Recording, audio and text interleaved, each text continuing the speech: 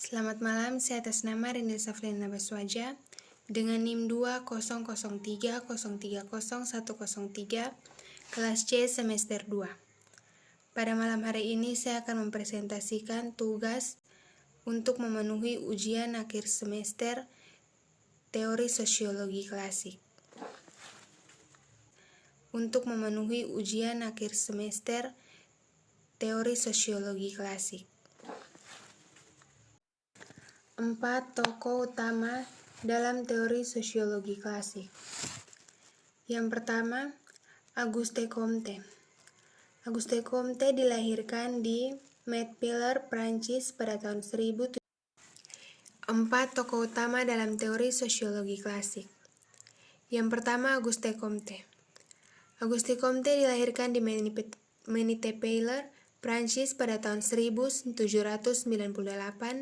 yang keluarganya beragama Katolik dan berdarah bangsawan. Ia mendapatkan pendidikan di École yang berada di Prancis namun tidak sempat menyelesaikan sekolahnya. Karena banyak ketidakpuasan dalam dirinya, ia dikelilingi oleh orang mahasiswa yang keras kepala dan suka memberontak. Comte akhirnya memulai karir profesionalnya dengan memberi les privat dalam bidang matematika. Namun, selain matematika, ia juga tertarik memperhatikan masalah-masalah yang berkaitan dengan masyarakat, terutama minat ini tumbuh dalam sumber dayanya.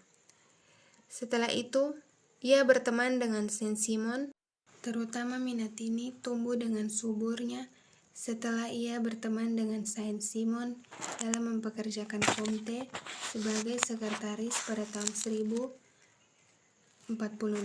Ia menyelesaikan karya besarnya yang berjudul Course of Positive, yang merupakan persembahan Comte dari pujian hatinya Claude dan Devin yang begitu banyak mempengaruhi pemikiran Comte di karya besarnya, dan kedepannya hal itu dapat terdapat dari karyanya yang satu ini dan mengusulkan adanya agama komunitas yang sangat menegangkan dalam kepentingan sisi kemanusiaan dalam mencapai suatu masyarakat yang positif.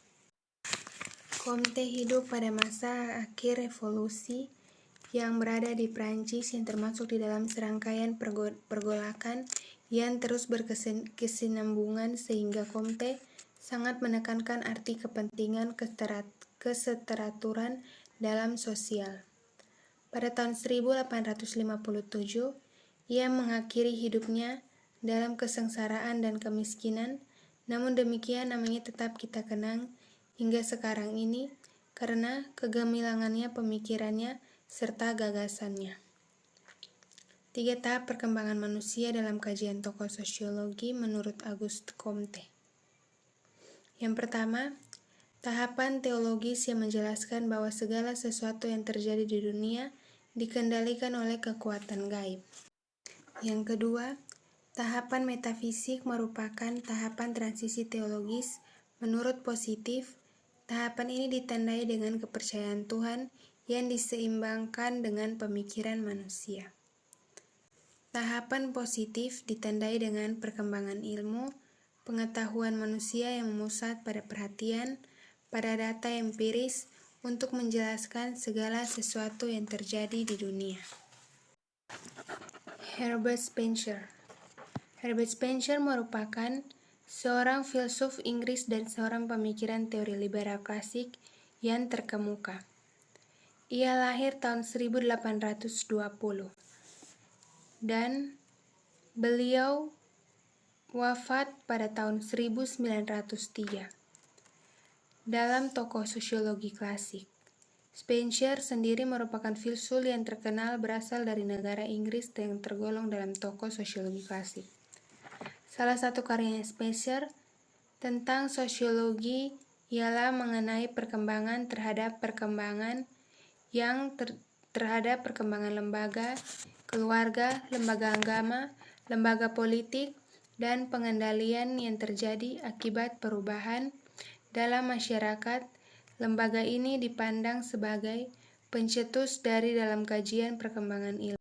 lembaga sosial yang termasuk di banyak perguruan tinggi di dunia termasuk di Indonesia. Yang ketiga, Karl Marx.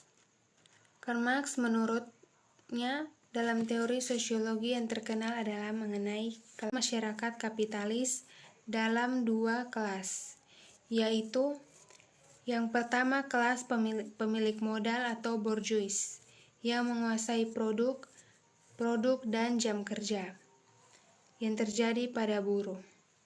Kondisi tersebut menyebabkan keterasingan yang dialami oleh kaum buruh. Akibatnya, para buruh memproduksi barang untuk kepentingan pemilik modal dan pekerja dalam masyarakat kapitalis. Yang berikut, Georg Simmel. Georg Simmel dilahirkan pada 1 Maret 1858 di Berlin, Jerman. Menurut Simmel, masyarakat sebagai konstruksi abstrak yang sangat mungkin dipelajari karena adanya proses kategorisasi kehidupan sosial yang penuh dengan kategorisasi seperti gender, ras, kelas, agama, dan sebagainya. Upaya manusia itu sendiri dalam menciptakan kategorisasi berimplikasi dan kenyataan bahwa dunia sosial itu ada. Kontribusi pentingnya Simmel dalam sosiologi adalah sebuah konsep yang ingin ia sebut sebagai form atau bentuk. Sosiologi menurutnya adalah ilmu yang mempelajari tentang bagaimana adanya berbagai macam bentuk. Sosiologi yang dikembangkan oleh Simmel dapat label sosiologi formal. Ia mulai mengajar kursus mengenai psikologi sosial pada tahun 1900.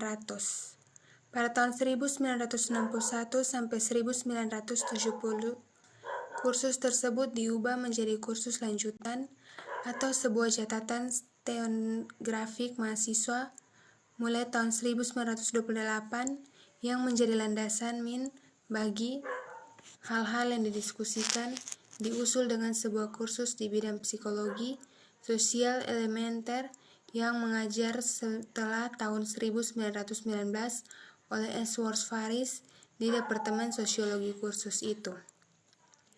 Ia mempunyai pengaruh yang begitu kuat terhadap para mahasiswa di bidang sosiologi dan psikologi, serta dalam bidang pendidikan.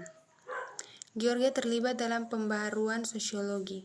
Ia percaya bahwa ilmu yang digunakan untuk menangani masalah-masalah sosial, khususnya pramogarisme yang integritas simbol, juga menginspirasi konsep Leibniz dan pendekatan daturigasi yang Kraton mengambil gambar dalam perkembangan integritas simbol sebagaimana gambar kedua.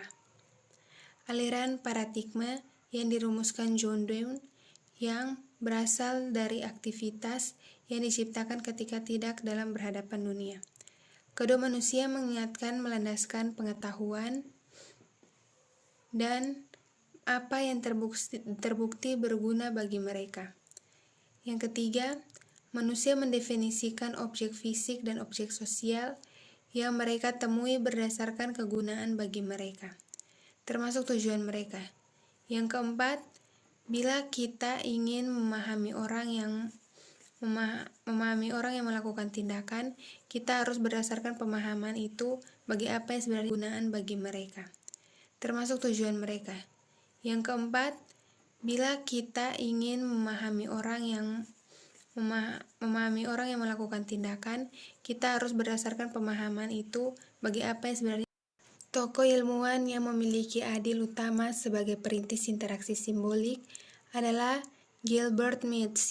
Gagasan mengenai interaksi simbolis yang berkembang mengalir dalam buku Means, Self, and Association, yang menjadi rujuk teori integritas simbolik, yang menurutnya inti dari teori tersebut adalah tenang atau diri, yang menganggap bahwa konsep diri adalah suatu proses yang berasal dari interaksi manusia yang bersifat sosial individu dengan orang lain.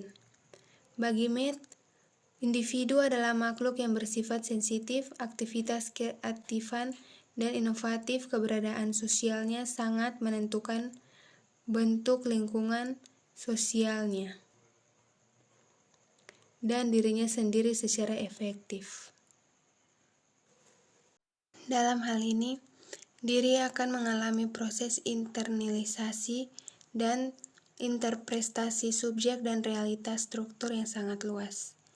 Ia merupakan produk dialektif yang impulsif dan yang berkembang dan muncul dalam proses integrasi karena manusia baru menyadari dirinya sendiri dalam interaksi sosial.